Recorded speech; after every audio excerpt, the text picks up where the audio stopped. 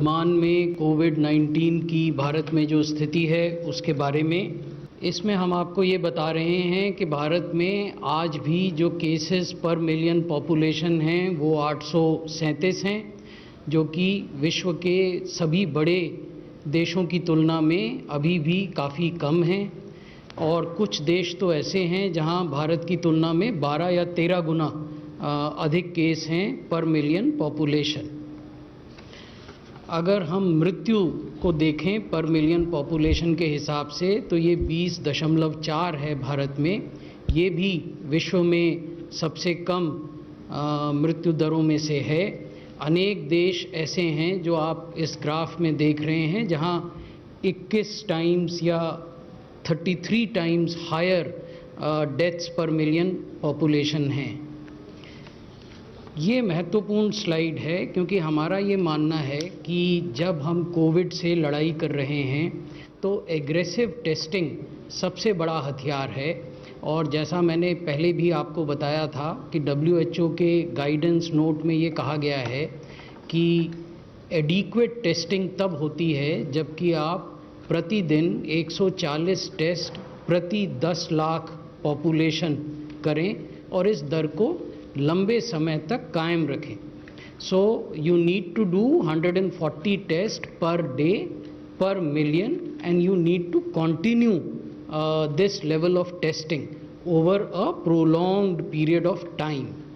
तो आप देखेंगे कि वर्तमान में भारत में हम 180 test per day per million population कर रहे हैं।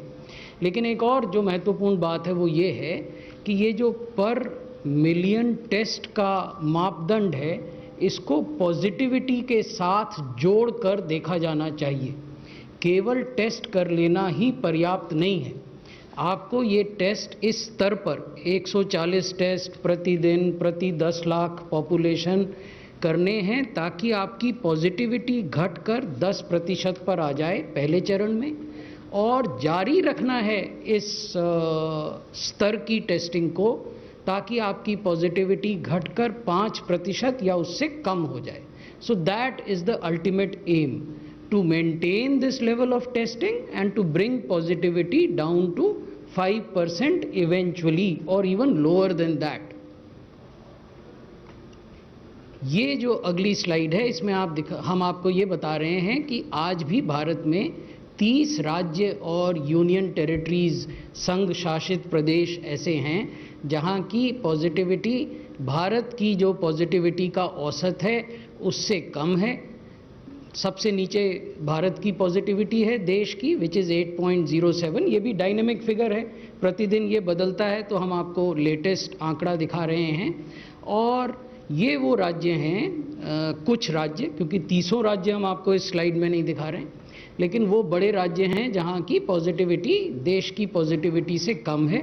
और जैसा मैंने पहले आपके समक्ष निवेदन किया कि आप 140 टेस्ट प्रतिदिन प्रति 10 लाख पॉपुलेशन तो करें ही, लेकिन एम ये होना चाहिए कि इसके साथ पॉजिटिविटी पहले 10% पर लाएं अगर ज़्यादा है, और फिर धीरे धीरे उसको 5% पर या उससे कम लाएं। तो ये वो राज्य हैं जिन्होंने कि अलग अलग मात्रा में इस लक्ष्य को पाया है। ये स्लाइड मैं आपका ध्यान इसलिए आकृष्ट करना चाहूँगा कि जो 4,02,529 का आंकड़ा है ये महत्वपूर्ण आंकड़ा है। ये देश का वास्तविक कोविड लोड है। The actual load of disease as on date in the country is 4,02,529। और दूसरी तरफ वो 7,24,000 के लगभग लोग हैं जो कि ठीक हो गए, भले चंगे हो गए, अपने घर चले गए, रिकवर कर गए हैं। तो जब हम आंकड़ों की बात करते हैं तो ऐतिहासिक आंकड़ों में हमें उलझना नहीं चाहिए। हमें अपना ध्यान केंद्रित करना चाहिए एक्टिव केसेस की संख्या पर, क्योंकि वो केसेस हैं जो या तो अस्पताल में हैं और हमारे हेल्थ सिस्टम की एफिशिएंसी का इम्तहान उन केसेस के ठीक होने से है, या ये वो केस हैं जो घरों पर हैं, होम आइसोलेशन में हैं और उनकी भी मेडिकल निगरानी की जा रही है। उसके भी अलग अलग तरीके हैं जो हम आगे आपसे विमर्श करेंगे। तो महत्वपूर्ण आंकड़ा 4,02,529 का है जो एक्टिव केसेस हैं। ये मैं आपको दिखाना चाहता हूं कि कैसे एक्टिव केसेस, डेथ और रिकवर्ड केसेस, ये एब्सोल्यूट नंबर्स हैं। आप देखेंगे कि जो नीला हिस्सा है इस ग्राफ का, वो केसेस हैं जो एक्टिव केसेस हैं, यानी जो केस या तो अस्पताल में हैं या घरों में होम आइसोलेशन में हैं। जो हरा हिस्सा है वो दिखाता है जो लोग डिस्चार्ज हो गए, रिकवर करके घरों पर चले गए। और जो बीच में लाल हिस्सा है वो डेथ्स का है, वो मृत्यु जो अनफॉर्चुनेट हुई इस बीमारी से, उसको दिखाता है। आप देखेंगे कि निरंतर जो नीला क्षेत्र है ग्राफ का वो घट रहा है और जो हरा एरिया है ग्राफ का वो बढ़ रहा है, यानी रिकवरी दिनों दिन तेज़ी से बढ़ रही है और एक्टिव केसेस की संख्या दिनों दिन कम हो रही है। महत्वपूर्ण बात ये भी है कि जो लोग आपके पॉजिटिव होते हैं और एक्टिव केसेस में आते हैं, उनमें से कितने की ज़िंदगी, कितनों का जीवन हम अपनी वर्तमान स्वास्थ्य व्यवस्था के तहत बचा नहीं पाते हैं। उसको हम केस फर्टिलिटी रेट से उसका आकलन करते हैं। और आप ये देखेंगे कि over a period of time the case fertility rate has dropped significantly to 2.43%, and this is a tribute to our frontline healthcare workers, our doctors, our nurses, our paramedical workers and other caregivers। ये उन सब के dedicated और सम्मिलित प्रयासों का फल है कि आज भारत जैसे बड़े देश का, जहाँ की स्वास्थ्य सुविधाओं की अक्सरह उनको क्रिटिसाइज़ किया जाता है कि वो अपेक्षा के अनुरूप नहीं है, तो सीमित संसाधनों के होते हुए भी अगर इतने बड़े देश में केस फर्टिलिटी रेट को 2.43% पर सीमित किया जा सका, तो ये इसमें एक बहुत बड़ा रोल हमारे डॉक्टर्स और पैरामेडिकल वर्कर्स का है। एक रोल एम्स न्यू दिल्ली जैसे इंस्टीट्यूशंस ऑफ एक्सीलेंस का भी है, जिन्होंने कि आगे बढ़कर विभिन्न जो देश के मेडिकल कॉलेज हॉस्पिटल्स हैं उनको इंगेज किया, उनके क्लिनिशियंस, उनके आईसीयू के डॉक्टर्स उनके साथ टेली कंसल्टेशन किया, हफ्ते में 2 दिन करते हैं और उनको बताते हैं कि किस तरह से मरीजों की बेहतर देखभाल की जाए जिससे इस केस फर्टिलिटी रेट को और कम किया जा सके। जब हम ये कहते हैं कि देश का केस फर्टिलिटी रेट क्या है 2.43, तो हमें ये भी देखना चाहिए कि अनेक राज्य और अनेक संघ शासित क्षेत्र ऐसे हैं जहाँ की केस फर्टिलिटी रेट राष्ट्रीय औसत से भी कम है, उनका भी जिक्र यहाँ हमने किया है। और ये भी एक संतोष की स्थिति है कि ये वो राज्य और संघ शासित क्षेत्र हैं जहाँ 1000 या उससे अधिक केस रिपोर्ट हुए और तब उनका फर्टिलिटी रेट इतना है। जहाँ मान लीजिए केवल 100 ही केस हैं या 200 केस हैं, संभवतः वहाँ केस फर्टिलिटी रेट की तुलना राष्ट्रीय औसत से करना उचित नहीं होगा। इसलिए हमने आपको वो तुलना दिखाई है ऐसे राज्यों की और ऐसे यूटीज़ की जहाँ 1000 या 1000 से ज़्यादा केसेस हैं, उसके बावजूद उनका केस फर्टिलिटी रेट देश के केस फर्टिलिटी रेट से बहुत कम है। तो ओवरऑल ये मेरी अंतिम स्लाइड थी। ओवरऑल मैं धन्यवाद। ओवरऑल ये निवेदन करना चाहूँगा कि अभी तक देश ने कोविड-19 के मामलों को रिलेटिवली वेल अच्छे तरीके से हैंडल किया है। भारत सरकार या भारत सरकार के स्वास्थ्य मंत्रालय का सहयोग सभी राज्य सरकारों को मिल रहा है। समय समय पर हमारी टीमें राज्य सरकारों के साथ संवाद करती हैं। ये टीमें राज्य सरकारों का भ्रमण भी करती हैं और उन्हें दिशा निर्देश देती हैं। जो भी निर्णय मंत्रालय के स्तर पर लिए जाते हैं उसमें डोमेन नॉलेज एक्सपर्ट्स और जो साइंस और एविडेंस बेस्ड इनपुट्स आते हैं उसके आधार पर निर्णय होते हैं। ऐसा ही एक साइंस बेस्ड इनपुट और डोमेन नॉलेज एक्सपर्ट के द्वारा की गई एक्सरसाइज का उदाहरण दिल्ली का सेरो सर्विलेंस है जो आपके समक्ष प्रस्तुत आज किया जाएगा। तो अभी तक जो हमारे अनुभव रहे हैं वो ये दिखाते हैं कि अगर हम effective containment, effective surveillance, house to house search for active cases aggressive testing के बाद उनका आइसोलेशन, प्रॉम्प्ट आइसोलेशन और एफिशिएंट ट्रीटमेंट, इन चीज़ों पर ध्यान दें तो उसके परिणाम अच्छे निकलते हैं।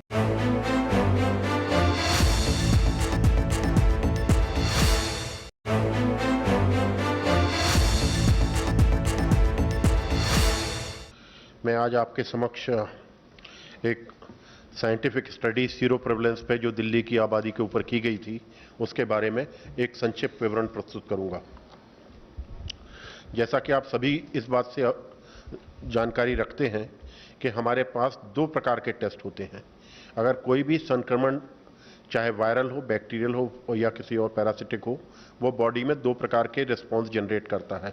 पहला है एंटीजन रिस्पॉन्स और दूसरा है एंटीबॉडी रिस्पॉन्स। यह हमें समझना बहुत आवश्यक इसलिए है कि जो कोविड-19 के इन्फेक्शन में हम रिस्पॉन्स देखते हैं, पहला रिस्पॉन्स हम मेजर कर पाते हैं, वो है हमारा एंटीजन रिस्पॉन्स, जिसको पकड़ने के हमारे पास दो प्रकार के टेस्ट आज की तारीख में मौजूद हैं। पहला है RT-PCR टेस्ट, जो कि सभी लोग जानते हैं, हम लोग शुरू से उसको निरंतर अपने उसमें बढ़ाते जा रहे हैं और आज देश में इसके 1000 से ऊपर भी टेस्टिंग सेंटर्स मौजूद हैं। दूसरा है हमारा रैपिड एंटीजन टेस्ट, जो अभी रिसेंटली इंट्रोड्यूस हुआ है और जिसके तहत हम लोग जो टेस्ट का रिजल्ट हम लोग करीब 24-48 घंटे में भी पा रहे थे, वो आज इस टेस्ट के द्वारा मात्र आधे घंटे में पता लग सकता है। लेकिन इसमें थोड़ी सी वो है, संभ्रांति है कि सेंसिटिविटी और स्पेसिफिसिटी RT-PCR के मुकाबले थोड़ी कम है। तो पॉजिटिव हो जाते हैं, लेकिन नेगेटिव को अगर उनको सिम्टम होते हैं तो दोबारा टेस्ट किया जाता है। इन दोनों टेस्टों का एक उपयोग यह है कि व्यक्ति के ट्रीटमेंट में और मैनेजमेंट में सहायक होते हैं। ये यहाँ पर ध्यान देने की बात है, ये व्यक्तिगत रूप से हमको ट्रीटमेंट और मैनेजमेंट में सहायक के रूप में कार्य करते हैं दोनों टेस्ट। दूसरा हमारा टेस्ट है एंटीबॉडी डिटेक्शन टेस्ट। ये हमारा टेस्ट है जो कि हम सीरो सर्वेलेंस कहते हैं और सीरो सर्वे स्टडीज में इसको उपयोग किया जाता है। इसका मुख्य उद्देश्य है एक कम्युनिटी प्रेवलेंस और कम्युनिटी इन्फेक्शन का प्रेवलेंस एट कम्युनिटी लेवल और पॉपुलेशन लेवल असेसमेंट का ये हमारा एक मापदंड माना जाता है। अगर हम इसका देखें कि इसकी हमें आवश्यकता क्यों पड़ी और यह आवश्यकता क्या है साइंटिफिक स्टडीज में, तो हम जहां तक मैं एक आपको उदाहरण के तौर पर देना चाहूंगा कि हम कोई सा भी सर्विलेंस नेटवर्क लगाएं, कहीं ना कहीं हमारे कुछ लोग इन्फेक्शन से जो संक्रमित होते हैं या जो इन्फेक्शन को एक्सपोज होते हैं, वो हमारे सर्विलेंस के दायरे से छूट जाते हैं। और वो स्वाभाविक भी है, क्योंकि वो लोग एक तो वो इंक्यूबेशन पीरियड में हो सकते हैं, दूसरे वो एसिम्प्टोमेटिक फेज में हो सकते हैं, तीसरे वो प्री सिम्प्टोमेटिक फेज में हो सकते हैं, और तीसरा, चूंकि हमें वायरल लोड बिल्टअप होने में हमारे अपने शरीर की अपनी क्षमता होती है, जिसके अनुसार शहने वायरस का हमारे शरीर में एक लेवल बढ़ता है, और जब वो लेवल एक टेस्ट को पकड़ में आने की सेंसिटिविटी के दायरे में आता है, तभी वो टेस्ट उसको पकड़ पाता है। तो इस प्रकार कुछ लोग हमारे इसके दायरे से बाहर रहते हैं। वो बर्डन हमको असेस करने के लिए, और वो बर्डन हमको बताता है कि हमारी पॉपुलेशन में किस हद तक एक वायरस का एक्सपोजर हो गया है। तो इसी को हमने डिटेल में जानने के लिए ये सीरो सर्वे किया। आप सभी को जानकारी है कि इससे पूर्व एक ICMR ने सीरो सर्वे किया था, जिसमें कि उन्होंने पूरे देश में सर्वे किया था और 0.07 प्रेवलेंस निकला था। ये दो प्रकार का सर्वे था। पहला था जिसमें सिटीज को जीरो प्रेवलेंस, मिनिमम प्रेवलेंस और मीडियम और मैक्सिमम प्रेवलेंस में क्लासिफाई किया था, और दूसरा था हैवी प्रेवलेंस डिस्ट्रिक्ट्स को, सिटीज को, जिसमें कि जब बहुत ज्यादा प्रेवलेंस था उनके सिर्फ कंटेनमेंट जोन में किया गया था। तो इसी प्रकार दिल्ली में यह सर्वे सिर्फ साउथ ईस्ट डिस्ट्रिक्ट के कंटेनमेंट जोन में किया गया था, और वहां पर यह सर्वे हमको यह बताता था कि यहां पर प्रेवलेंस या वायरस का एक्सपोजर एक लेवल से आगे हो चुका है। तो इसी को पूरी तरह एस्टिमेट करने के लिए हमारा ऑब्जेक्टिव था कि दिल्ली की पॉपुलेशन में infection prevalence among general community कितना हुआ है, यह जानने के लिए हमने ये सर्वे किया था। अब जैसे कि सर्वे के उसके रिजल्ट के बारे में जाऊं, तो मैं आपको दो प्रकार की बातें बताना चाहूंगा कि सीरो सर्वे और जो एंटीबॉडीज का हमारे शरीर में जो जनन होता है या जो उसका आगे बढ़ाव होता है, वो पहले हमारा रिस्पॉन्स, बॉडी का इम्यून रिस्पॉन्स IgM जनरेट करता है। ये एंटीबॉडी चौथे से 5वें दिन और 5 से एसिम्प्टोमेटिक में 7वें दिन आ जाती है हमारे शरीर में। तो इस एंटीबॉडी का ये प्रकार होता है कि ये एक्टिव इन्फेक्शन को दर्शाती है और 5 से लेके 21वें दिन तक इसका डाउनफॉल चालू हो जाता है। 21वें दिन से ये ग्रेजुअली नीचे आना चालू हो जाती है। तो हमको अगर इसकी प्रेजेंस मिलती है तो ये हमको एक्टिव इन्फेक्शन दिखाती है, लेकिन चूंकि ये जल्दी राइज होती है और जल्दी फॉल होती है, इसलिए हमको टोटल एक्सपोजर के बारे में इसमें उतनी जानकारी नहीं मिल पाती। इसी के साथ एक दूसरा एंटीबॉडी रिस्पांस होता है जो कि IgG होता है। यह रिस्पांस थोड़ा सा लेट जनरेट होता है 14वें से 15वें दिन के दौरान, और इसकी एक सस्टेन्ड लॉन्गेविटी होती है, कुछ लंबे समय तक ये रहता है। चूंकि ये इन्फेक्शन एक नए वायरस के द्वारा है, ये मैं यहाँ पे आप लोगों को इसलिए हाईलाइट करना चाहूंगा क्योंकि कितने समय तक ये एंटीबॉडीज हमारे शरीर में रहती हैं, इसके बारे में अभी डिटेल साइंटिफिक स्टडी के लिए उतना समय साइंटिस्ट को नहीं मिल पाया है। तो ये हमें शने शने पता चलेगा कि इस एंटीबॉडी का हमारे रक्त में कितने समय तक मौजूद या प्रेजेंस रहती है, ये जानने के लिए। अब मैं इसके थोड़े से नतीजों के ऊपर आपका ध्यान दिलाना चाहूंगा। जो हमें नतीजा बेसिकली मिला है वो मिला है, ओवरऑल हमारा प्रेवलेंस है 22.86। ये हमारा प्रेवलेंस है एडजस्टेड प्रेवलेंस। मैं आपको इसके बारे में थोड़ा सा ये बताना चाहूंगा कि जो टेस्ट हमने उपयोग किया है एलाइजा टेस्ट, और एलाइजा टेस्ट ICMR ने उसको वो किया था और स्टडी की थी, और उसकी सेंसिटिविटी पाई थी 92.1 सेंसिटिविटी और स्पेसिफिसिटी थी 97.7। मतलब कुछ लोग इस सेंसिटिविटी के दायरे से अलग थे। तो इसको हमने जो आपने प्रेस में रिलीज में भी देखा होगा 23.48% जो प्रेवलेंस था, उस प्रेवलेंस को इसकी सेंसिटिविटी स्पेसिफिसिटी के साथ एडजस्ट करके हमने ये प्रेवलेंस किया है, और यही हमारा इस स्टडी के दौरान ट्रू प्रेवलेंस माना जाएगा। अगर आप इसको थोड़ा सा डिटेल में देखना चाहेंगे तो आपको लगेगा कि हमारे 8 डिस्ट्रिक्ट, 11 में से 8 डिस्ट्रिक्ट दिल्ली में, जिनका सीरो प्रेवलेंस 20% से ज्यादा आया है। इसमें सबसे ज्यादा जो अगर हम बात करें तो हमारी डिस्ट्रिक्ट आती है, सेंट्रल डिस्ट्रिक्ट है, उसके बाद हमारी नॉर्थ ईस्ट डिस्ट्रिक्ट है, नॉर्थ डिस्ट्रिक्ट है और शाहदरा डिस्ट्रिक्ट है। ये हमारे डिस्ट्रिक्ट जो है काफी 27% के आसपास इनमें प्रेवलेंस मिला है। मतलब ये हमको इंगित करते हैं कि यहाँ पर वायरस का एक्सपोजर यहाँ की पॉपुलेशन को, एक 27% पॉपुलेशन को ऑलरेडी तकरीबन हो चुका है। यही आपको ग्राफ के द्वारा भी दिखाई पड़ जाएगा। इसके बाद हम ये अगर इसके ऑब्जर्वेशंस को कंपाइल करने की कोशिश करें तो हम ये देखेंगे कि ये हमको 8 डिस्ट्रिक्ट्स में 20% से ज्यादा है। और ये हमको एक बात और ध्यान दिलाता है, जो कि मुख्य स्टडी की जो हम कम्युनिटी प्रेवलेंस की बात करते हैं, वो ये है कि 6 महीने हमारे आज की तारीख में इस आउटब्रेक से हो चुके हैं लड़ते हुए, और दुनिया में इस वायरस का एक्सपोजर 6 महीने से ज्यादा हो चुका है। लेकिन फिर भी अगर हम इसको देखें तो हमारी दिल्ली की पॉपुलेशन 22.86% ही आज की तारीख में इससे एक्सपोजर हुआ है या संक्रमित हम उसको मान सकते हैं। इससे हमें एक और चीज पता चलती है कि हमारे लॉकडाउन वाले मेजर्स और जो कंटेनमेंट मेजर्स एक एग्रेसिव रूप से लिए गए, जिससे कि शुरुआत से ही हम लोग इसको इन्फेक्शन को एक उग्र रूप लेने से रोक पाए।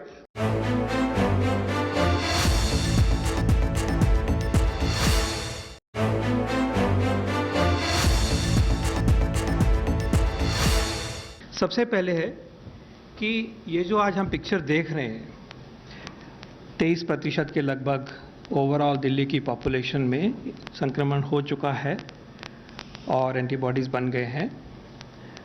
अगर उसकी हम पिक्चर देखें कि ये कब का है, ये जो प्रेवलेंस आई है ये किस डेट्स की हैं, तो ये ज़रूरी है जानना कि हमारा सर्वे जो हुआ था वो 27 जून से लेकर 10 जुलाई के भीतर हुआ था। डेटा कलेक्शन जो थी 5 जुलाई तक थी। तो ये लगभग हमें जो पिक्चर पेश करता है ये 3rd वीक ऑफ जून की करता है। 18-19 जून को जो सीन था ये उसको उद्धरित करता है। एंटीबॉडी बनने में, जैसे बताया गया, डॉक्टर सुजीत ने अच्छी तरह से पिक्चर के साथ समझाया आपको, IgG एंटीबॉडी के लिए लगभग 14 दिन लगते हैं। तो लेकर चलिए कि ये 20 जून 19 जून के आसपास जो पिक्चर थी, उस समय अगर आपको ध्यान होगा तो बहुत तेज़ी से केसेस बढ़ रहे थे। 3000 से भी ज़्यादा केस पर डे लगभग हो रहे थे, और उसके बाद में धीरे धीरे बदलाव आया और आज हम एक अच्छी पोजीशन तक पहुंचे हैं। तो पहला है कि ये किस समय को डिपिक्ट करता है, ये हमें उससे हमें मदद मिलती है सारी इस चीज़ को समझने के लिए। और ये एक जनरल दिल्ली का सीन है और बहुत बड़ा सर्वे किया गया, 20,000 से भी ज़्यादा व्यक्तियों का सर्वे किया गया, और इसलिए हमें ये बहुत रोबस्ट डेटा है, इसको हमें जिसको समझ के हम इस्तेमाल करेंगे अपने डिजीज़ कंट्रोल में भी, और सिटीजन्स को भी इसका पता होना चाहिए कि हम किस तरह से इस तरह से आगे बढ़ रहे हैं। मेरा दूसरा मुद्दा है, और दूसरा पॉइंट यह है कि देखिए 6 महीने के बाद भी एक ऐसे शहर में जिसकी की पॉपुलेशन डेंसिटी बहुत हाई है, पॉपुलेशन बहुत ज़्यादा है, घने एरियाज़ भी हैं हमारे, पेरी अर्बन पॉपुलेशन भी है, तो उसमें भी जो संक्रमण पहुंचा है वो 22-23% लोगों तक ही पहुंचा है। अगर इस तरफ से देखें, पहले क्लास अगर हम कहें कि किस तरफ है, तो ये दिखाता है कि जो मेहनत दिल्ली के वासियों ने करी, जो सरकार ने करी, जो अच्छी प्रैक्टिसेस अपनाई गई, वो इस बीमारी को सीमित करके रखा। बहुत सारी हमारी पॉपुलेशन जो है वो बची हुई है, और ये हमें श्रेय देना पड़ेगा हम सब जनता का सबसे पहले। और इसके अलावा जो कंटेनमेंट की स्ट्रैटेजी सरकार ने अपनाई और मंत्रालय ने और एनसीडीसी ने दिल्ली सरकार के साथ, एमसीडी के साथ मिलकर जो चलाई, उससे हम उस तक सीमित कर सके कि आगे इन्फेक्शन नहीं हो। ये दिखाता है कि अगर हम साइंटिफिक प्रिंसिपल्स को फॉलो करते हैं तो पेंडेमिक को पकड़ में रखा जा सकता है, और ये हमें कॉन्फिडेंस देता है अपनी स्ट्रैटेजी में और अपनी अप्रोच में। और इस टाइम तक आप ख्याल रखिए कि 6 महीने हो चुके हैं, इसमें एक बहुत बड़ा फैसला जो लॉकडाउन का हुआ था उसका भी श्रेय, उसका जो कंट्रीब्यूशन है उसका गेन भी दिखाई देता है। उसके साथ साथ जो तैयारी हुई, कंटेनमेंट हुई, उसके प्रोसीजर्स हुए, वो सब कुछ उसको दर्शाता है। ये मेरा दूसरा पॉइंट है। तीसरा पॉइंट है वो बहुत महत्वपूर्ण है कि अगर हम पीछे देखें तो ये वो सिचुएशन थी जिसमें कि हमारा अभी बीमारी, डिजीज एक्सेलरेट हो रही थी। 20, 22, 21 जून तक ग्राफ दिल्ली का तो था वो बढ़ रहा था। उसके बाद ये सब कुछ होते हुए भी और लाइफ नॉर्मल चलते हुए भी कोई नई रिस्ट्रिक्शन नहीं लाई गई। जब और तेज़ी लाई गई डिसीज़ कंट्रोल के लिए तो उसका असर दिखा। तो जिन वजहों से हमने इसको सीमित किया, उनको जब और भी पक्का किया गया, उसका रिव्यू लेने के बाद जुड़ के एक मेहनत की गई, तो हमें रिज़ल्ट मिला कि हम उस संक्रमण को और भी दबा सकते हैं। और आज कहाँ पे लगभग 3800-3900 पर डे केसेस हो रहे थे, आज 1000 से नीचे केसेस हो रहे हैं। ये भी दिल्ली ने करके दिखाया।